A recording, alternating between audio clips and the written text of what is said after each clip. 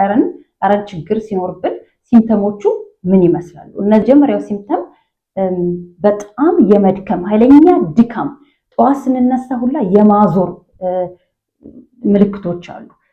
በጣም ኃይለኛ ራስ ምታት፣ ተደጋገመ ራስ ምታት፣ መድከም፣ እንቅልፍ ሁልጊዜ እንቅልፍ ማለት በጣም ኃይለኛ ድካም ሰውነታችን ላይ ይታያል።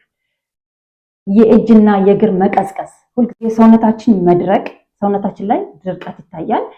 ግራና ቀኝ እዚህ ከንፈራችን ላይ ግራና ቀኝ በጣም ሲበዛና በጣም አይረን ከሰውነታችን ላይ ሉዝ ማድረግ ስንጀምር ወይ ደግሞ አይረን ሰውነታችን ላይ ማነስ ሲጀምር ግራና ቀኝ እንዲህ የመሰንጠቅ የቁስል የመሰንጠቅ ለብዙ ነገር ስልቹ እንሆናለን። ትዕግስት አይኖረንም። ሰውነታችን መድረቅ ይጀምራል። ፀጉራችን መሰባበር ይጀምራል። ጥፍራችን ራሱ መነቃቀል ወይም ደግሞ የመሰንጠቅ ምልክቶችን ያሳያል። ሐኪም ጋር ሄዳችሁ ቴስት ስታደርጉ ብዙ ጊዜ የሚደረገው ሐኪም ጋር ሄዶ የሚደረገው ቴስት የተሳሳተ ቴስት ነው። ፌሪቲን የሚባል ጉበታችን ላይ አብዞርብ የሚያደርግ የሚያከማች ቴስት መደረግ ያለ። ሁልጊዜ እንዳትሳሳቱ። በዚህ አጋጣሚ የአይረን ቴስት ስታደርጉ የፌሪቲን ቴስት ነው ማድረግ ያለባችሁ።